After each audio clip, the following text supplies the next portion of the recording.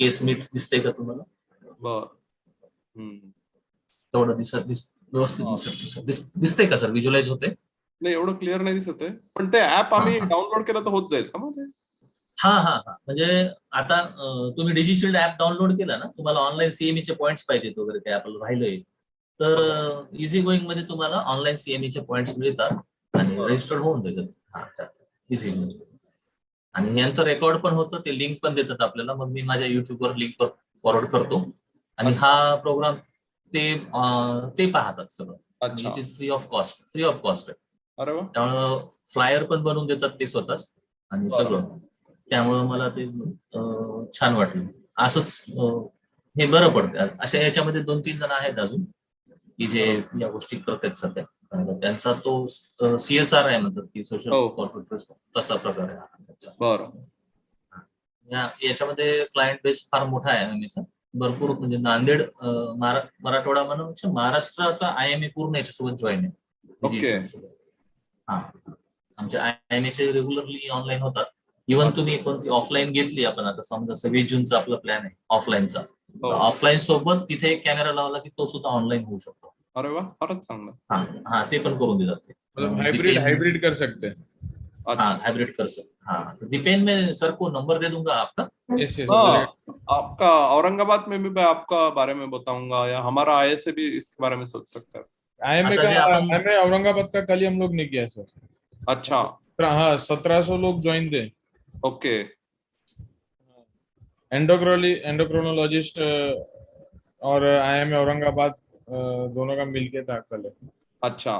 हाँ, 1 MMC point का था. तर हे सर ना, आपण झूम प्लॅटफॉर्म घेतलाय ना जेनिकाकडून, ऍक्च्युली तो काही गरज नव्हता. आपण डिजिशिल्ड सोबत टायअप झालो तरी पण आपल्याला तो प्लॅटफॉर्म इझिली मिळतो आणि विदाउट फ्री ऑफ कॉस्ट खरं तर. आणि ऍट अ टाइम 10 जरी त्यांनी झूम मीट्स ठेवल्या तरी काही प्रॉब्लेम नाही. नाही, आता नेक्स्ट जे आहे ना, जेनेकाचं कॉन्ट्रॅक्ट संपलं की आपण डिजिशिल्ड सोबत हे करू शकतो. कारण हे डिजिशिल्डचं फ्री ऑफ कॉस्ट आहे ना सर. हे फ्री ऑफ कॉस्ट आहे सर, काहीही त्याला काहीच नाही ना. आणि यांचा क्लायंट बेस मोठा आहे, आपल्याला अजून म्हणजे तो नंबर मिळतो व्ह्युअर्सचा पण. त्यांचा नंबर नक्की शेअर करा माझ्याशी. बिलकुल बिलकुल सर.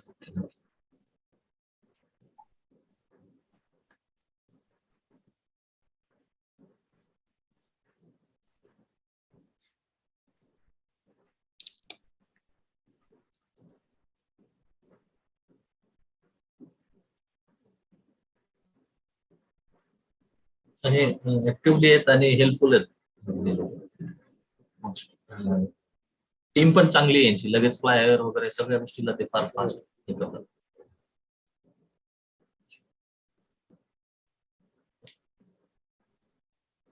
एक 2 मिनिट्स मध्ये आपण सुरू करूया सर. हो, काही problem.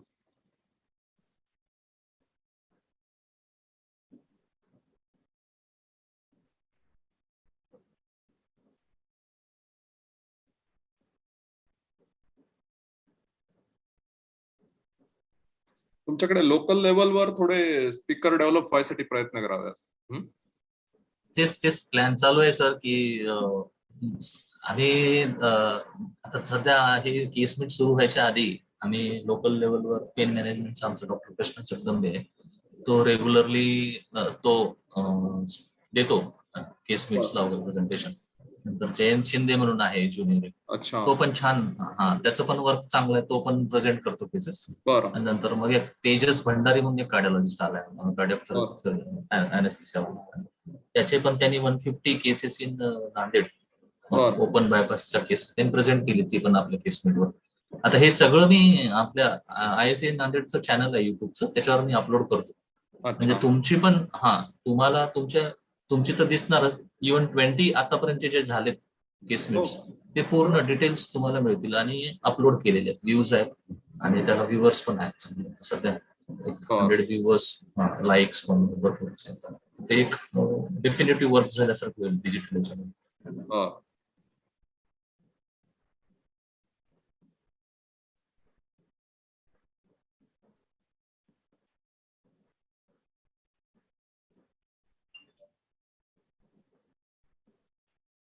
Good evening Zakir. Zakir, hi. Zakir ने good evening message केलं sir. We'll start now. Welcome all of you. It's ISA case meet.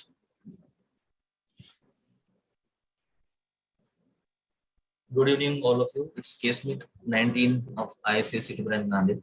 We are conducting this case meets on the celebration of our Platinum Jubilee celebration year with Silver Jubilee celebration year of ISA NANDED. So we are conducting this weekly case meets.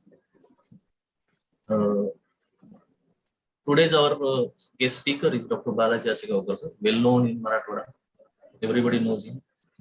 He is a founder member of group practice in Aurangabad. He is a consultant anesthesiologist and palliative care physician at Aurangabad. Ex-associate professor MGM Medical College Aurangabad. His present affiliation is director of Ozone Anesthesia Group, president of Shesh Sauli Care Center, Sneha Sauli. Geriatric and palliative care center is his main area of interest. Publications till now done till 15 research papers in national and international index journals. Delivered 80 talks in conferences, CMEs. He is an author of a practical approach to ABG analysis. Even conducted 12 workshops on ABG, hemodynamics, and ECMO. Awards enormous, but Proficiency Award at National ISA twice, courses in geriatric medicine and palliative care medicine. Appreciation Award by Geriatric Society of India. So welcome on our ISA NANDED platform.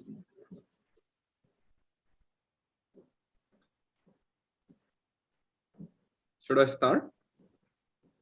Yes, please start.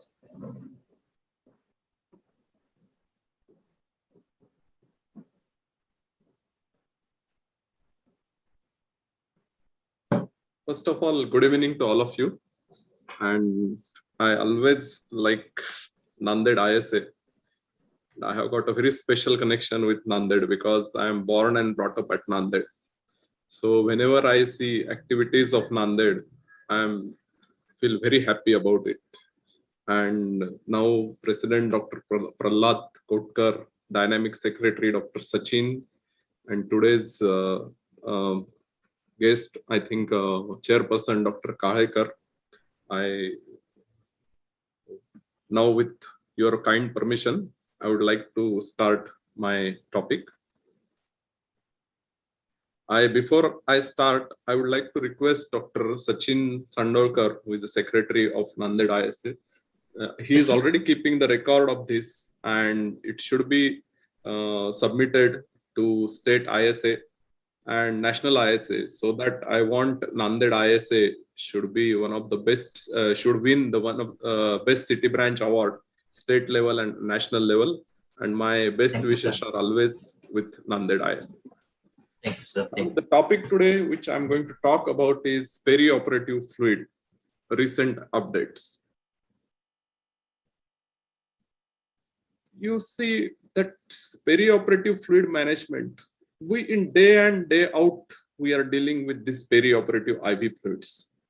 But still, there is a lot of confusion, confusion among, as a doctor as well as anesthesiologist, which fluid is to be used in what condition.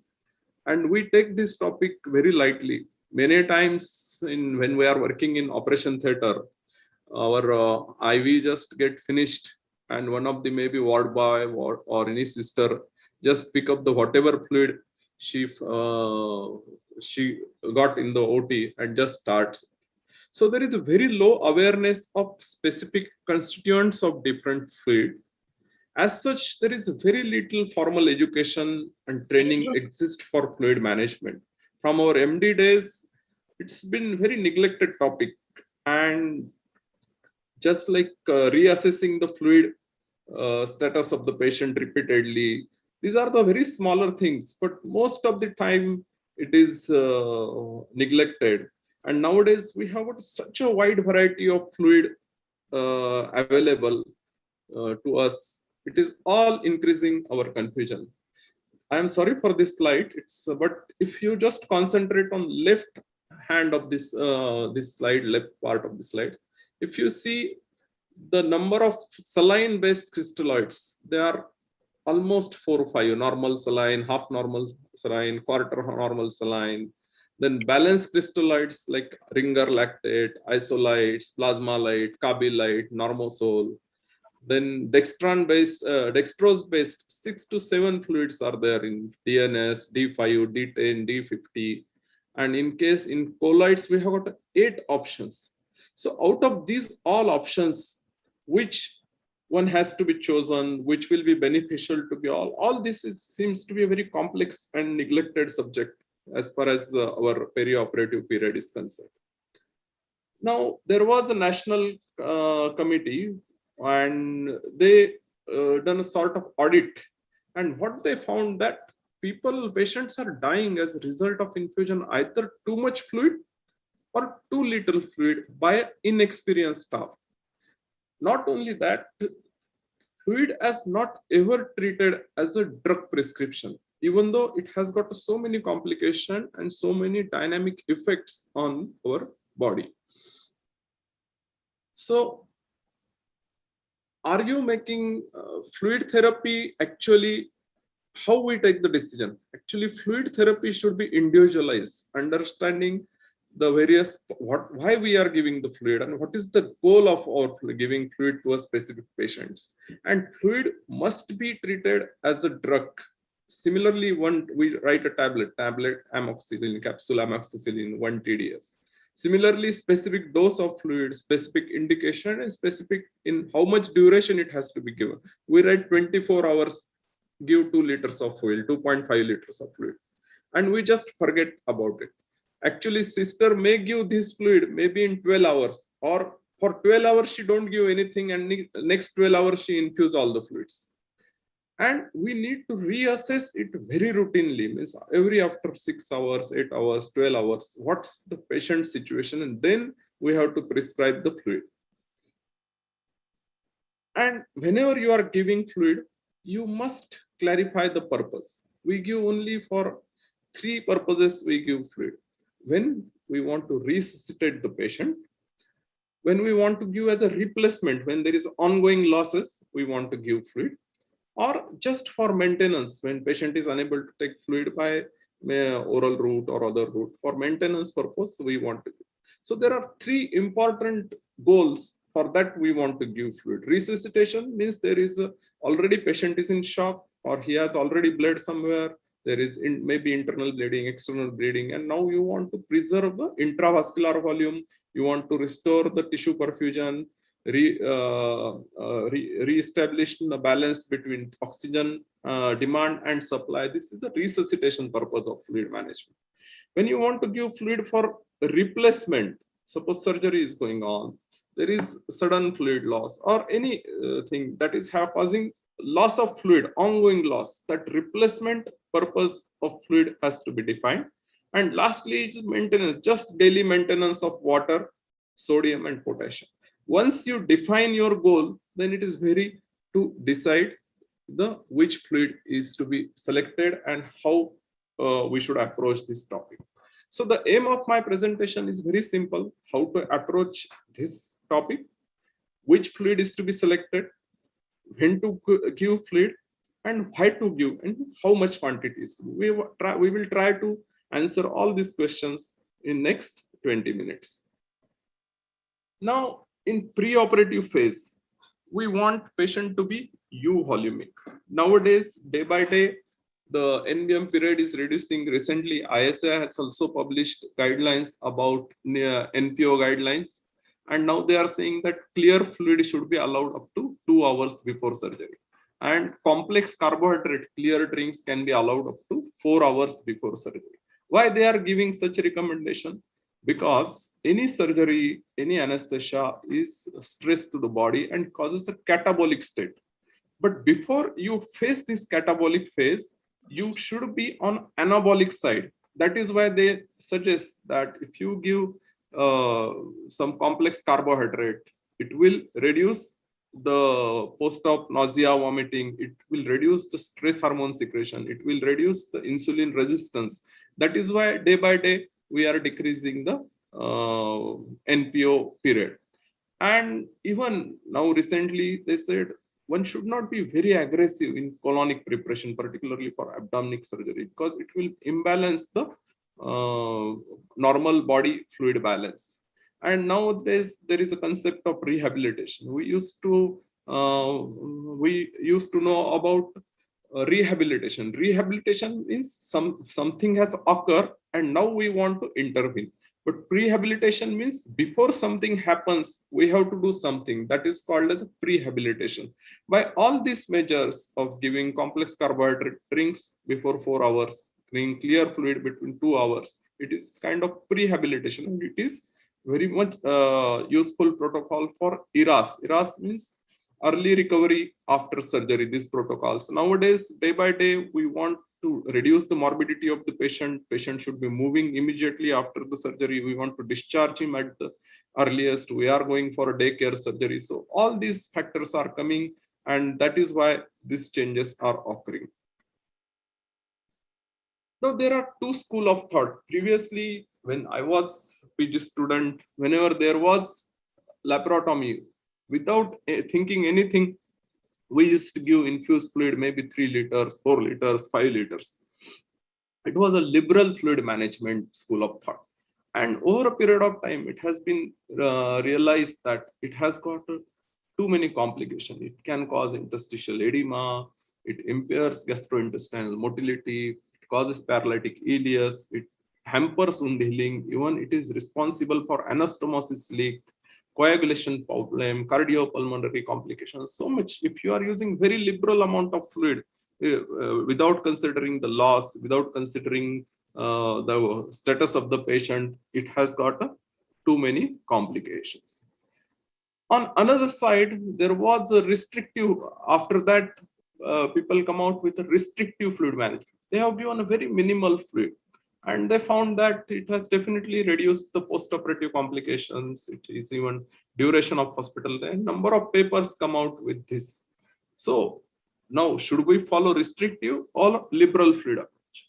Now, there was a very interesting randomized control trial in New England Journal of Medicine. It is very recent, almost 3-4 years back, 2018.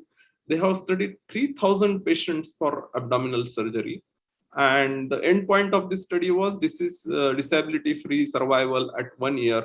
And they found that there is no difference between the two groups. But they also found that when you restrict fluid too much, acute kidney injury is more common in restrictive group. So which approach we should follow? Nowadays, they are thinking, or rather they advocate zero balance fluid therapy. Means you just keep intake and output more or less same with considering some loss, but don't restrict too much fluid. At the same time, don't give liberal fluid management.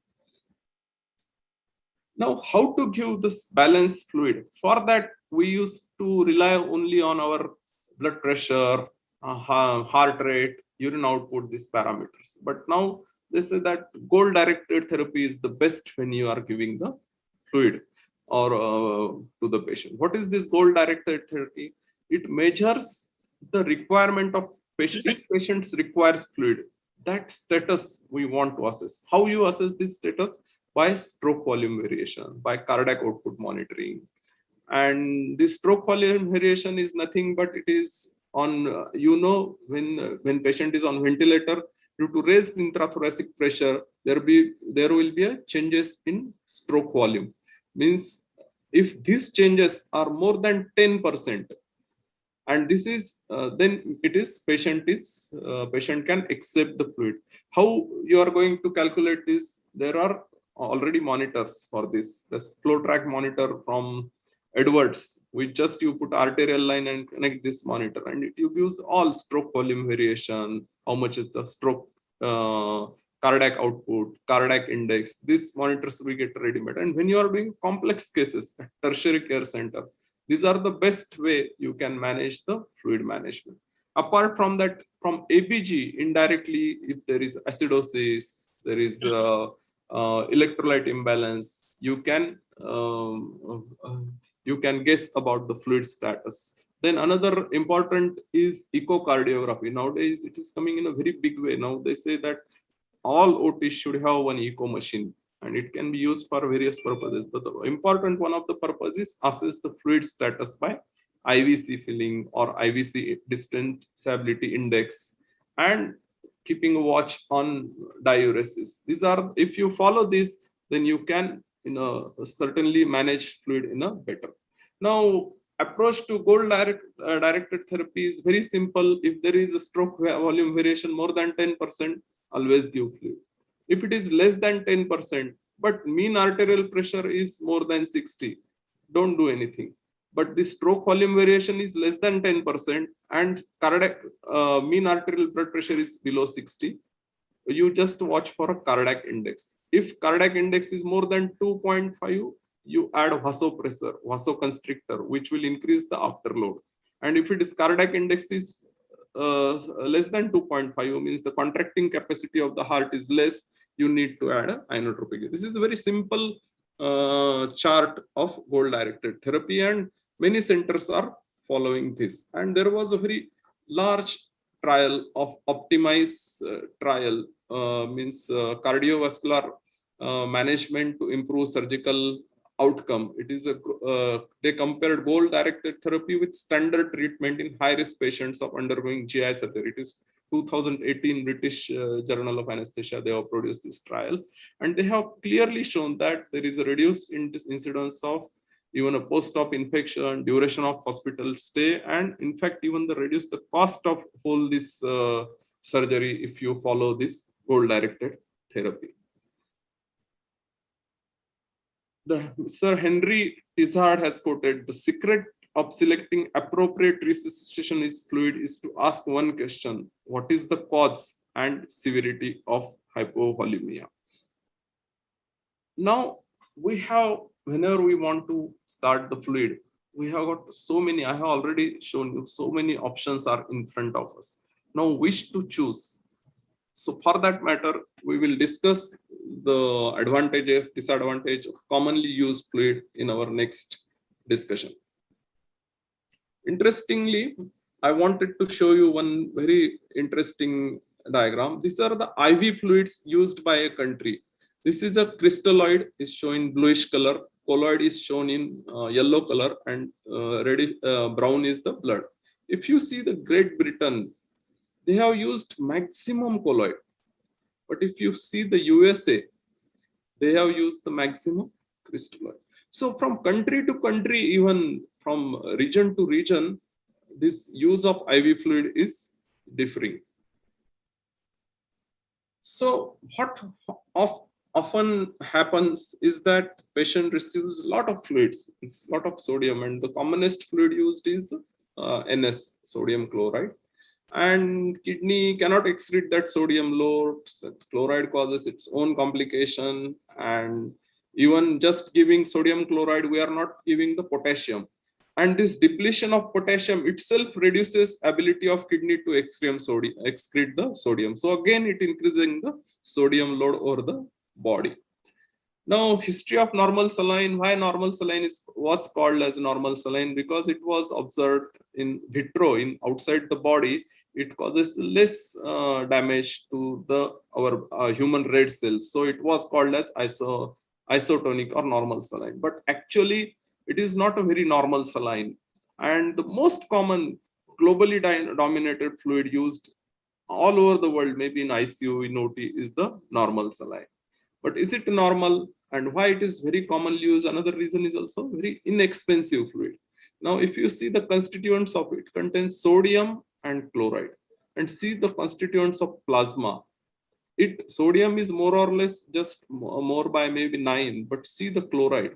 Normal chloride is 98 to 106, and chloride is 154. So very high chloride contents can lead to a hyperchloremic acidosis, which shown to increase the mortality. It it causes acid-based disturbances, renal vasoconstrictions, and just giving normal saline has got its own effect. It has got effect on kidney.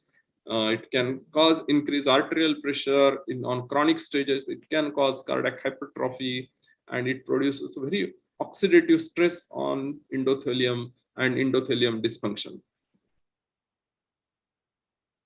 When you give 1 liter of normal saline, 1 bag of normal saline, it's like eating 36 bags of chips.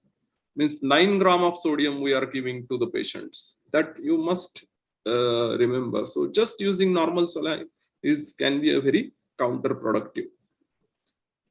There are so many trials, meta-analysis, RCTs. What they say, if you only use normal saline, if you compare it with balanced crystalloid solution, all time mortality is decreased, renal complications are less, major hemorrhage is less. But on this side, balance is totally tilted towards balanced crystalloid rather than normal saline. Then there is one study of major complications due to use of normal. They assess, and what they found is there is patients requiring dialysis, acute kidney injury occurring almost 5 times common when saline is used compared to a balanced IV fluid. Even in high surgical mortality. Not only that, why we always say normal saline is very cheap, rather that this inexpensiveness has increased its use. But if you see what it is causing, how much resources it is taking, it is increasing the medication use, it is causing more blood transfusion, it causes extra test. When patient is bad, you are tend to do arterial blood gases, lactic acid levels, then it is increasing the length of hospital stay, it increasing chances of dialysis, even in ventilatory days. So overall, it is causing more expensive than the balanced salt solution. So there is a verdict that implement, and they have shown in many studies that implementing chloride restrictive strategies in tertiary ICU care was associated with significant decrease in acute kidney injury and renal replacement therapy. So the verdict on normal saline is that it increases the mortality, it causes hyperchloremic acidosis, adverse effect on kidney, and the future of IV fluid is balanced crystalloid. 1 liter of, as I already stated, gives enough salt to meet 2 days normal requirement of the body. Now, what about Ringer lactate? Actually, Ringer was an American doctor who added potassium and calcium into the normal saline, and it was called as a Ringer solution. But later on, Hartmann, who is a pediatrician by his profession, he added lactate to this to decrease the metabolic acidosis, and it was called as a Hartmann solution. Now we call it as a more or less Ringer lactate solution. And it contains, if you compare it, see the sodium level, potassium level, calcium level, even lactate, and osmolarity is more or less same. And it is at a very good physiological level, contains bicarbonate to prevent acidosis. And what are the cons? It contains lactate, which requires a good liver, at least normal liver function, to convert it to a bicarbonate. Secondly, it contains some calcium, so you cannot give along with blood or blood products. So possible disadvantage of Ringer lactate, it can cause, it cannot be useful in liver diseases. At the same time, another important indicator we use in ICU is lactate level to see the what's a tissue oxygenation occurring at molecular level. And this lactate level you cannot measure when you give excess of Ringer lactate. These are the possible disadvantage of Ringer lactate. So they have tried to replace this lactate with acetate and gluconate. And why acetate and gluconate is added? Because it don't require hepatic metabolism. And they don't contribute to lactate levels during hepatic, and they can be given in hepatic insufficiency. So buffer has been changed from lactate to acetate and gluconate, and that is how this Plasmalite solution has come. If you see the constituents of Plasmalite, it's 140, almost matching our plasma. Then chloride is also normal almost, and acetate, lactate is replaced by acetate. Another advantage is some magnesium is also added to this. So it contains physiological level of sodium, potassium, magnesium supplementation is there, contains bicarbonate precursor.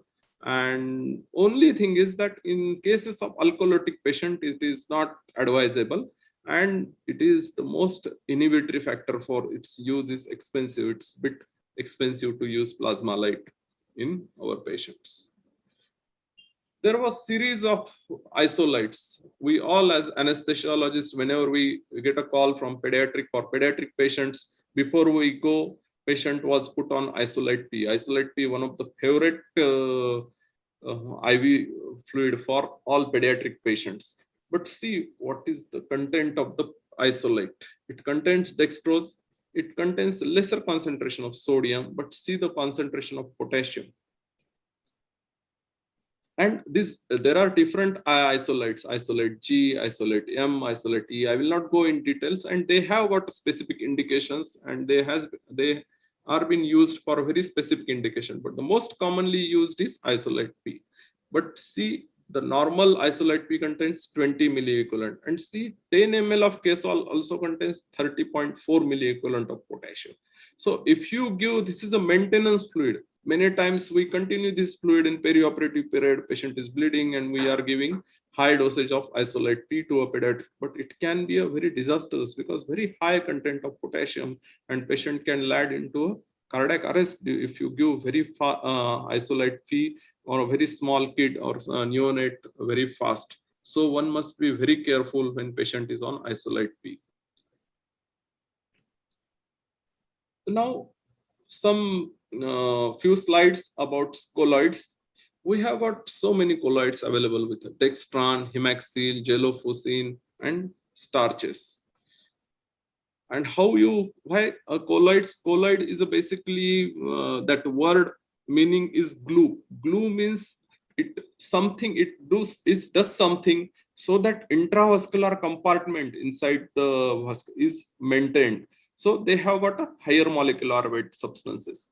They will cause a volume expansion. They will attract fluid from extracellular compartment to intravascular compartment, so that volume expansion will occur. Now they have got a proteinous or non-proteinous classification. In proteinous classification, gelatin, hemaxyl, these are the bovine. They are prepared from bovine collagens. Albumin, you all know albumin protein colloid. The non-proteinous starches are hysteryl, pentastarch, tetrastarch, and dextran. Now there are large-scale randomized trial studies have confirmed that hysteryl causes some toxic effects in ICU patients, and our choices of fluid has the power to help the patient as well as harm the patient. So we should be very, very careful when we are wanted to choose the patient. This is the overall scenario of various studies occurred as far as hysteryl is concerned, and continuously studies going on. Different kinds of starches are coming nowadays. But overall, what is the verdict that we wanted to find out? There was one study, randomized trial of about 10%, and trial was stopped early for the safety after only 537, because HES was associated with higher rates of acute renal failure, and those patients require a renal replacement therapy. Such was the case occurred with HES. Even in septic patients, all these starches has associated with significant higher mortality, significant higher renal replacement therapy. They have used to disrupt coagulation system and cause severe bleeding. There are so many multiple meta-analysis carried out, and all they find that there was using hysteril or HIS was with increased mortality, increased renal replacement therapy. So nowadays we use very minimal. This was a very flash trial. Again, this is a very recent trial. It was trial started in 2015, and the data is published in 2020. They have compared the effect of hydroxyethyl starch versus saline for volume replacement therapy on and the endpoint of death and post-operative complication in high-risk patient undergoing major abdominal surgery. And what is the conclusion? Conclusion was there was no major differences in 14 post-operative complication within 14 days.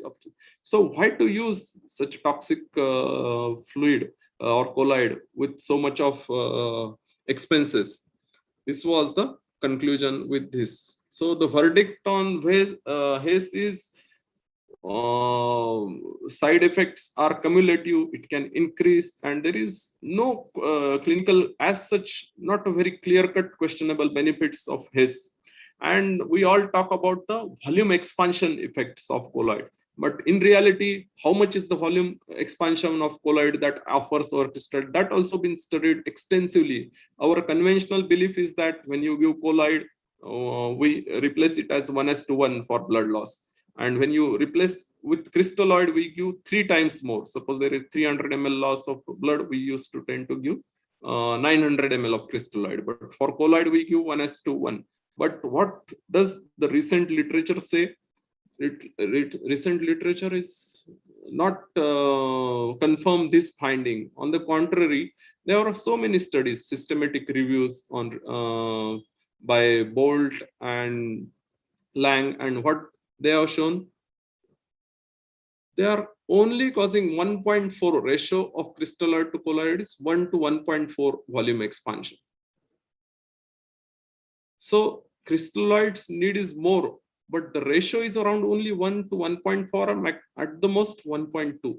So just using colloid for volume expansion is not going to be very useful. This is the recent trend, what it shows. So after so much of discussion, what are our conclusion, or what we want to, what is the take-home message if you wanted to ask me IV fluids recommendation? So as far as fluid resuscitation is concerned, benefits of HACE no longer outweigh its risk. So there is no much benefit in using HACE. Only in rare cases where blood is not going to available, we are giving a lot of fluid, which crystalloids, which causing its complication, maybe pulmonary edema, patient is bloated. In that certain situation, you can use HACE, but otherwise also in our practice also, we have reduced its use drastically. When I started cardiac anesthesia, practice of cardiac anesthesia, I used to give HACE for almost all patients, but now I don't remember in last 2 years I have given HACE to any of the patient of cardiac anesthesia. And balanced crystalloids are always preferred over the saline. Then balanced surgical solution should replace normal saline. This is very, very important, except maybe in traumatic brain injury or very specific indications of normal saline. Then always prescribe fluid like a drug with specific indication and dose. Always when you ask yourself question, why I want to give fluid, is it for resuscitation, or is it for replacement, or is it for maintenance, and accordingly you prescribe or give the fluids. And balanced crystalloid should be the default fluid of choice for all critically ill patients. Now the most important message I would like to give is always assess, whenever you are doing major cases, always assess fluid balance at least every hour. Go to the surgical site, see how much motion, how much is the urine output, and accordingly give fluids. Follow the dictum by default, whichever may be the surgery, but always while shifting the patient, always assess the intraoperative input and output balance, and prescribe, you yourself should prescribe this much fluid is to be given for next 2 hours, 3 hours. As such, surgery is stress to the body, and naturally, due to this surgical stress, anesthesia stress, there will be a increased secretions of stress hormones, vasopressin. And what this vasopressin does, it is an antidiuretic hormone. So it will cause oliguria. This is a natural. So if you want to diuresis, you need to give a small dose of diuretic, what we call as a tickling dose of diuretics, maybe 0.5 milligram of Lasix or Diator, so that you can maintain the urine outcome. In case of positive balance, suppose you feel at the end of surgery patient is too much positive, always give low dose diuretics. And let me tell you, the best way to give fluid is by peroral. Always encourage your surgeon, encourage your surrounding fellow people to ship the patient perorally at the earliest and give fluid maximum by orally. You should keep this chart maybe handy with you. Many times you should, most physiological solutions are ringer lactate and plasmalites. Those rich in sodium are, you all might be knowing, but just keeping this chart handy with you is always helpful. And you can take the help of this chart and decide which fluid is to be given in which patients. Thank you very much. I wish very happy fluid season, for forthcoming fluid season for all of you, in particularly Marathwada region. Thank you very much for inviting me.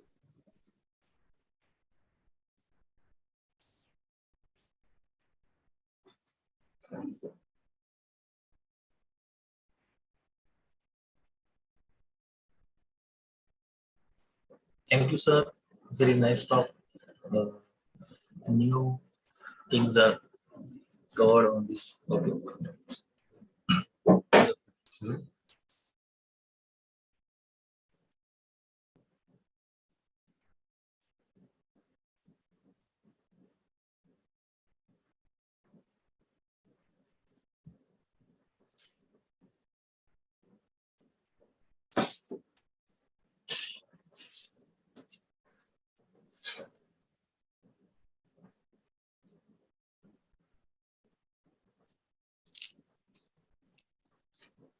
It's a very nice lecture. Thank you. Very very good topic. It was not covered till now from ISA NANDED point of view, because we are covering all topics for private practitioner forums, and this one is the very genuine and best topic for private practitioners, and that is covered today. Basically, I want to ask one question before anybody Yes. asks.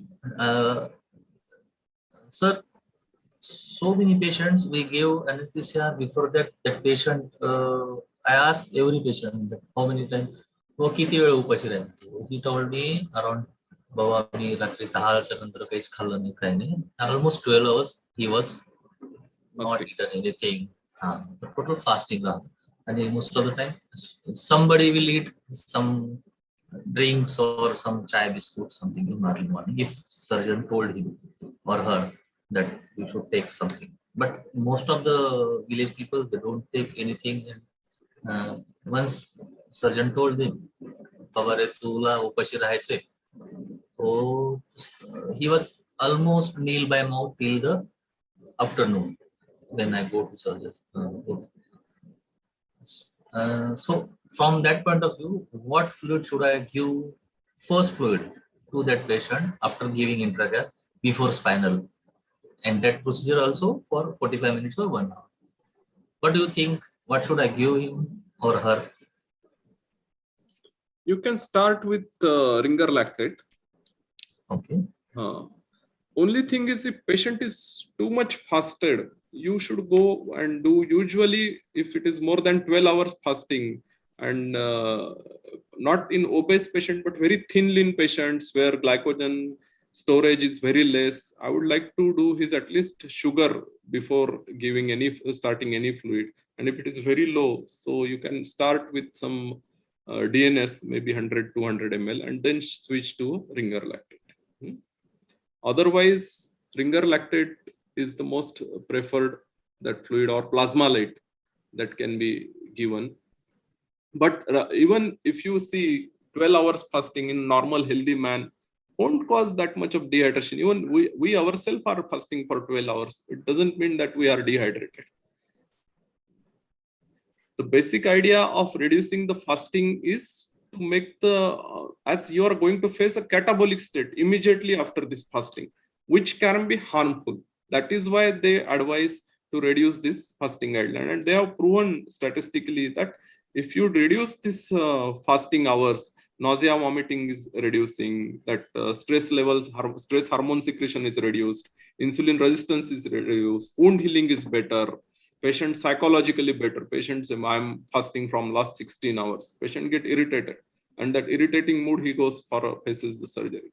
So for all these factors, they are reducing day by day this fast, and it is unnecessary to fast patient for more than 6 hours, 8 hours, 10 hours, unless patient is diabetes, unless his delayed gastric emptying time and all that. So I should start with RL, and then before that I should check the RBS of that patient. Thank you, sir. Our question from today from Dr. Tejas Bhandari. He is our cardiac anesthesiologist from NANDED. He did almost 150 cases in NANDED, open bypass surgeries. He's asking, sir, how much post-op fluid you recommend post-op in between surgery? Yeah, there is, I don't think anyone can tell this blanket answer to this, but which surgery, for how much duration patient is going to remain fast, that will actually give the answer to this question. But roughly, suppose there is a hernia surgery and patient has, we have already given 1.5 liters of fluid, and now for next 4 hours patient is going to remain fast. In that case, I will give 2 ml per kg of IV fluid for next whatever, maybe 4 hours, 6 hours till patient is NBM. That to be RL or any fluid, whatever. Yeah. Other question from in chat box from Dr. Naseem. As you advised, NBM 2 hour, but in ANC patient, what to do? Yes, that was a question I was expecting. This what happens particularly in ANC patients and all those patients where there are high chances of delayed gastric emptying time, and even our patients don't many a times they may not be truthful to us. So it is better in high risk patients or in patients there is high chance of aspiration, chances of aspiration are high. In that case, even in my practice also, at least 4 hours NBM I follow for clear fluid, and for non-clear fluid more than 6 hours. Another question from Dr. Naseem. Sir, as you told, NS increases CL, but in GDM we use NS. Is it okay? Sorry, GDM? Gestational diabetes, I think so.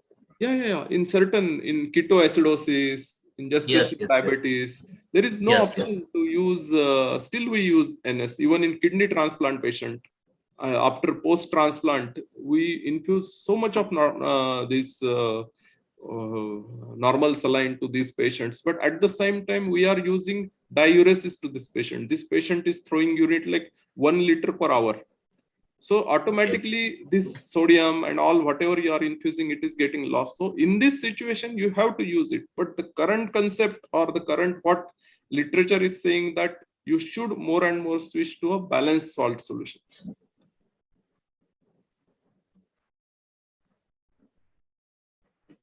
So, and suppose any fluid you are using, particularly in critical patient, and if you are monitoring the ABG, monitoring the electrolytes, you can alter your subsequent line of action. This is very important. Important is monitoring electrolytes. Very important when your patient is on IV fluids, when your patient is undergoing major surgery where major fluid shift or major fluid loss is happening. So repeatedly, if you do ABGs, electrolytes, then all the line of your further management depends on that reports.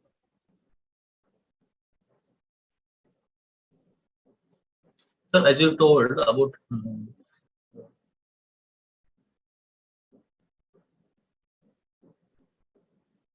hello. Hello, yes. As you told about NS, it should not be used excessively. Yes. And even you told about RL also. We are the periphery practitioner anesthesiologist. We do mostly D5, DNS or RL. We use these things, and we are conducting only elective cases. That to be on half hourly, 1 hourly cases. What do you think?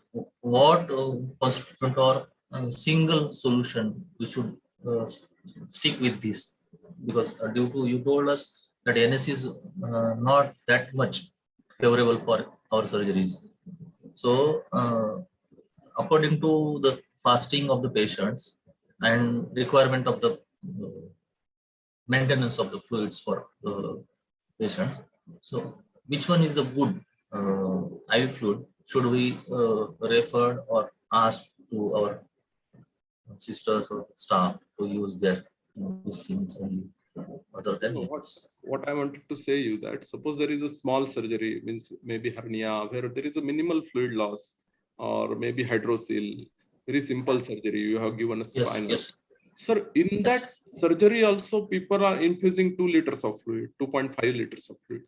That approach is wrong. If it is a ASA grade 1 patient, you just give spinal, you maintain, you even if you use some vasopressor, just there was a why there was a hypotension in spinal, because there is a pulling of the blood. Yes. Why, how you are treating it? With infusing more and more fluid. It is not going to remain in intravascular space for more than 20 minutes. That is not the approach. What my point is that just giving IV fluid is not going to serve this. You can give, suppose you are using, you want to save the cost. Nowadays, all the patients are in scheme. Everyone is cost. Even hospital want to save the cost. Even in our center, care center also, this Plasmalite cannot be used extensively. So we are also using NS ringer. But the point is that you use it judiciously. You must know these complications, and you should be able to tackle this complication. This is the basic idea. Means practically we talk very ideal situations, but ideal situation never exists in our practice. Whatever the situation is there, we should know the theory, and we should change ourselves accordingly to deal with the current status. Current means whatever status in which we are working. That is the basic idea. Sir, one of my colleague, I don't want to disclose name, but one of my colleague used to do in our UG days, not now, that he used to do half NS, then after he left that saline aside and then he keep RL, and that was used half. Then after he used D5, and almost OT was a lot of the NS, RL, D5, half salines are there kept in the OT. And I asked him that what are doing like this, half ही देना है तो फिर वो क्या कर रहा है तू, पूरा OT पूरा गंदा हो जाएगा, वो ब्रेक करता है saline and all this. तो वो बोलते हैं नहीं, this is a balanced fluid therapy I'm giving to that patient. What do you say on that, sir? Yeah, rather than doing that, suppose you are giving only NS to the patient, put one RL in between. Or if you are giving 2-3 RL, just put one NS between. Because alkalosis is produced by ringer lactate. Lactate is producing alkalosis, and hyperchloremia is causing acidosis. To some extent, it gets counter. This half, there is no point in giving just 250 ml this and 250 ml and throwing all this. Rather than I am telling you, try to aim at zero balance. Means not much liberal approach, not very restrictive approach. Always assess output every hourly or at the end of surgery. If you are given a 2 liter of fluid and there is 100 ml output, don't leave patient like that. Just give small dose of diuretic, maybe 5 milligram like 6 trickling dose of diuretic, and it will ensure that whatever excess fluid is been there, you see many times you go to see the patient on third post-op day in ICU, particularly in pediatric patient, and they are swollen like anything. Why this is happening? Because injudicious use of crystalloids in pediatric patient causing interstitial edema, skin edema, and this is very common finding. You might have seen so many patients to this. So always use, it is a combination of goal directed therapy, combination of diuretic, combination of inotropes, combination of fluids. That is how you should try to manage the patient in a balanced approach. So in pediatrics, you regularly used to give isolate T or related to no, we use. Can you highlight on that thing? If you give me the chance, if it is for maintenance purpose, I will always use half DNS. Okay. Which will means half DNS means sodium load is also less, and pediatric patient requires dextrose, or otherwise. If it is for resuscitation purpose, you may have to use normal saline or ringer lactate. Nowadays, there is World Health Organization has come out with a very good guidelines 2020, and it is available on net. How much fluid you should give in pediatric patient for first 10 kg 100 ml in next 24 hours, in next 20 kg 50 ml, and next I think after 20 it is 20 ml per kg in 24 hours, and how to give, which fluid is to be selected. They also recommended this NS, RL, but when to give which fluid. These are very small, 8 or 10 pages guidelines they come out with World Health Organization. I recommend all of you, or if you WhatsApp me your number, I can send that guidelines. Yes, sir. Please send me link, sir. I will share with our group members and all IS members. Sir, what you means? You are saying that means I want to ask that question. If in pediatric group, age group, that hernia or small congenital heterosis or something like that, even appendix like procedures, so, and they are MBM for 4 hours as per pediatric guidelines. So for that patient, you recommend for half DNS? Yeah, routinely in my practice, at least, I usually start with half DNS. I give very minimal fluid, try to maintain his parameters, and at the end of the day, if it is very positive at the end of surgery, I will try to assess again. You have to assess the blood loss, you have to assess urine output, how much, and all these things. Yes. And if patient is a bit on more positive aspect, if it is balance or little bit of positive, I will not do anything. But if it is on too much positive, I will give very low dose of diuretic. Okay. So one of the take-home messages: restrict the fluids and don't use unnecessary fluids, and use inotropes from you I learned today. And all our members also realize these things in day-to-day practices. And this is the really very but I think say it's common thing what you said. Today nowadays we used to anesthesiologize. I feel myself as a common anesthesiologist, and we are using almost 1.5 liters fluid for the what we call it, spinal reloading or something, loading and reloading. That concept are in our minds in UGs and PGs, and so many conferences they said the reloading is the best part. So you reload the fluid after giving spinal. That was in my mind also. So, but after your thoughts and your talk, I now realize that inotrop should be added with these fluids. That was the best part for private forum and periphery practicing anesthesiologist. For my MD days, or in my whenever we used to give spinal, before giving spinal, patient used to be positive by 1 liter. This was a dictum. Unless and until you infuse 1 liter, we don't ever tried spinal also. And even in certain situations, we have to use to give a colloids. But now this preloading concept has not any role or any meaning. Now what they say that it is a co-loading, means you give spinal and simultaneously you load. Don't load too aggressively. If it is already level is high, T4 level, there is a profound vasodilatation, peripheral venous pooling. If you are trying to correct this with fluid, you can correct it.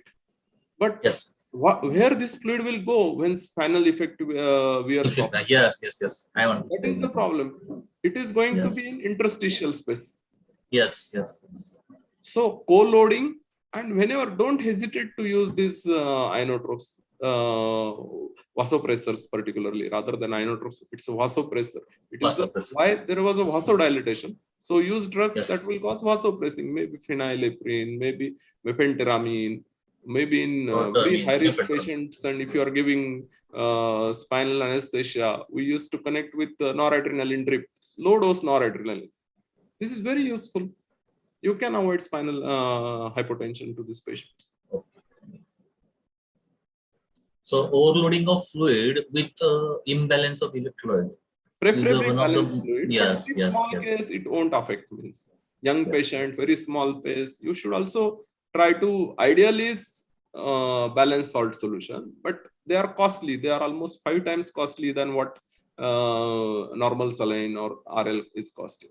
So if you also want to, this won't affect too much in very small cases. This is useful for major cases, major abdominal resection, anastomosis, all these where 4-5 hours abdominal surgeries are going on, Whipple surgery, where definitely there will be changes on ABG, changes on electrolyte, changes on pulmonary capillary, patient may land in pulmonary edema, decreased oxygenation, all have got again negative effects on kidney perfusion, where you need to be very cautious in fluid management. Nowadays, what we do, what I do, I'm speaking frankly now, that after giving section for section, I go for that case, and as you said, I start co-loading after giving spinal. Simultaneously, just now I giving intracat after that patient was spinal दिलं आणि बस चौकोले सुरू केलं आपलं fluid. And for pitocin and other purposes, I have to push my fluid fast. And before the surgery complete, I pushed almost 3 points. That was almost 1.5 liter. आपण म्हणू शकतो 1.5 liter मध्ये infuse करून टाकलं पेशंटला. In section patient already fluid overload is the concern on pediatric. Basically, pregnant patient is already over volume patient, overload, and we are infusing 1.5 liter in that patient. What you say on that, sir? Giving 1.5 liter is our normal phenomena for spinal patient, but you should at the end of surgery reassess how much is the urine output, how is the color of the urine, and if you feel patient has been overloaded, then you give low dose of diuretic. That fluid will automatically. These all are young patients. Their kidney is normal. Yes. Small dose of diuretic, their fluid should balance be given. Normalized. Should be given. I very routinely used this diuretic in my practice, and it's for balance. My target is balance at the end of surgery. My whatever fluid I have given and whatever output I am expecting, maybe in next 2-3 hours, it should get balanced. Particularly crystalloids when you are using. What crystalloids you use in your daily practice? Pardon? For this case, for what crystalloids you use in your daily practice? Most of the time I use ringer, and sometimes for major abdominal surgery and all this, we can I use this balanced means Plasmalite and all that. AC1 patients, you use a ringer lactate or like that solutions, but for geriatric or pediatric patients, the class of patient is different. With cardiac cases, you use different solutions. Yes. So can you elaborate on that? Yes, patient with special indications, which many severely means octogenarian or geriatric patients whose fluid requirement is less, whose intravascular compartment is too much compromised, where we have to use the fluids very judiciously. So I won't use the fluid very fast, and particularly crystalloids, that is like normal saline, because they have got a precipitous effect if there are side effects of this fluid is happening. Maybe fluid overload, maybe hyperchloremic acidosis. So I will be very judicious in using fluids, particularly in geriatric fluids. Suppose artho case is there, I will be very aggressive in keeping the level of spinal anesthesia below umbilicus. First of all that, so that requirement of fluid, requirement of everything will be reduced. then I will use fluids very judiciously, maybe ringer lactate, or maybe suppose this patient is very thin lean, his glycogen storage is less, might use DNS.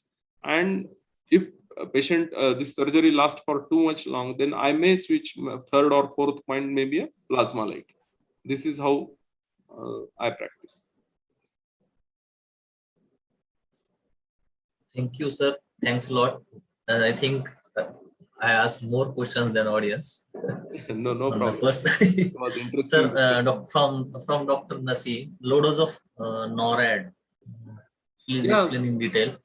Let me tell you, I have done, the dictum is you should not give spinal anesthesia, particularly to cardiac cases who has got ejection fraction less than 25%. And suppose this patient comes for a tibia fracture.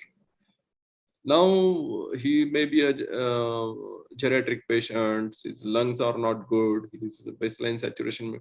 Now, if you consider pros and cons, I will give spinal anesthesia to this patient with central line, with low dose non-adrenaline drip on board. Because whatever the precipitous hypotension or peripheral pooling going to occur with this low dose spinal anesthesia, this I wanted to prevent. And what dose I am using?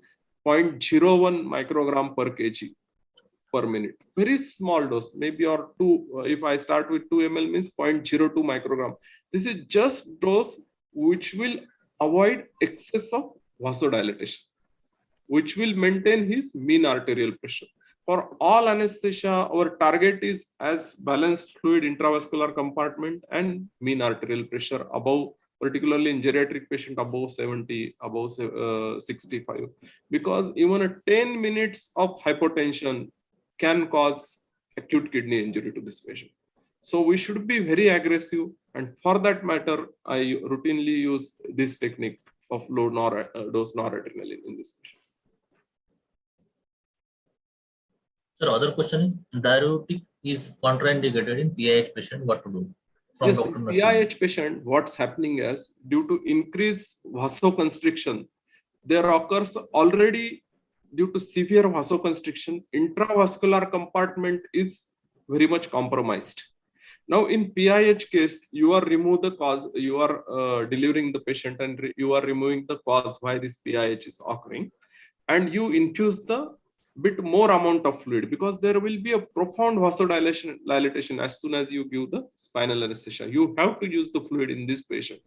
Once you fill the patient adequately and still patient is not throwing urine, patient is oligouric, at that time you can give diuretic. But initially, of course, diuretics are not to be given in PIH patient. So many questions are coming now. Last question from Dr. Naseem, I think. So, low dose diuretic, please explain in detail.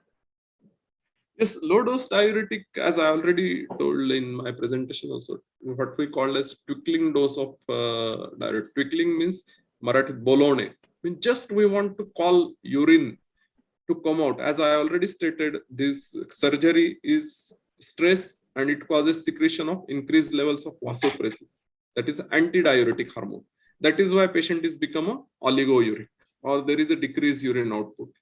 And in this situation, if urine is not coming due to this hormone, and you just wanted to kickstart that urine, so you give a small dose of diuretic and urine will start. And I have seen a wonderful result. You just give 5 milligram of diuretics and see the results. The patient start 200 ml of urine in next 1 hour. So very means this concept I like very much. Sir, other questions from our famous cardiac anesthesiologist Tejas is asking, sir, how do you calculate third space loss in a dictum with respect to different kind of surgery? Yes, third space loss naturally means, suppose it has got two meaning. Firstly, suppose there is a patient of liver failure or patient of pleural effusion in preoperative phase, then you can means arbitrarily, not it's a very perfect judgment, but it depends upon the amount of ascites, amount of pleural effusion fluid you can first you can predict. Secondly, suppose this you open abdominal, it is open for more than 2 hours, 3 hours, everything is exposed. And in this case, you just, I don't think there is any specific way you can calculate. You just arbitrarily assume that there will be a third phase loss, like maybe 5 to 10 ml per kg per hour, and that much loss you have to replace. Sir, other question from same Dr. Tejas Bhandari. Sir, I beg to differ regarding diuretic use because even small amount of diuretic trigger urine output and so face problem of hypokalemia. Yeah, hypokalemia can occur. So, sorry, I didn't get it. What Should I? Okay, 1 minute, sir. He's asking, sir, I beg to differ regarding diuretic use because even small amount of diuretics trigger urine output, so face problem of hypokalemia. Achha. But if you don't, yes. I have in one of my slide also shown, if you don't give and if you infuse the sodium and only giving sodium itself causes decrease, and if you don't give potassium, retention of sodium precipitation, it can cause hypernatremia. So you have to excrete this sodium by one way. You have to excrete that fluid which is going to interstitial space. I am talking about why interstitial loss of fluid in interstitial space. I wanted to avoid that. That is why I want to give diuretics. And you can use rather than if you are so much careful about potassium level, you can potassium sparing diuretic like torsemide you can use. So, but small amount of, and if they you can keep a watch unless and until more than 1 liter or 1.5 liters of diuresis occurs, there won't be a much problem of hypokalemia. I think all questions are answered. Dr. Deepak is asking, means he is commenting on open abdomen third space loss is calculated as 500 ml per hour. Yes, what? Yeah, I think so. 10 ml per kg. Yes. Roughly hours. Means same. It's same. 500 yes. ml. It's very fruitful and very knowledgeable talk and topic also, and speaker also same on that, because you are working on that field. You are a geriatric person, you work on that because of your Sneha Sauli, you really work on that, and even you work cardiac anesthesiologist. So both things are important for us. From cardiac point of view, we should know how much fluid is overloaded on heart, and from geriatric person point of view also, how much fluid he should not take regularly or should not take. So really sir, तुमचा हा topic खरंच छान एकदम म्हणजे सगळीकडनं अँगलने आम्ही बऱ्यापैकी knowledgeable होता. And I'll take permission from our panelist, Dr. G.M. Kalekar sir. He is our senior member from ISA NANDED. He was sir. Please, तुमचे 2 शब्द याच्यावर. Yes. तुम्ही एकतर या अनुषंगाने तुमची भेट झाली आणि बऱ्याच दिवसानंतर तुम्हाला भेटलो मी. एक पीडियाट्रिकचा कॉल होता आणि सरांनी मला बोलवलं होतं की अरे सचिन तू ये. सरांमुळे मला पाहायला भेटलं की how to induce a case in paediatrics, आणि त्यातल्या त्यात युरोलॉजीची केस होती. फार सुंदर केस झाली ती, आणि त्यानंतर आजच भेटतोय मी सरांना असं मला वाटतं. We are extremely grateful to you, Asegaonkar sir, for the elaborate and lucid presentation highlighting practical aspects. Thank you, sir. Thank you, sir. I really enjoyed this talk and very eager to personally meet all of you. Thank you very much. Thank you. Thanks. So I conclude this session. Thank you all of you dignitaries, Dr. Kalekar sir, our guest of honor, and our speaker, Dr. Balaji Asegaonkar, sir. Thank you.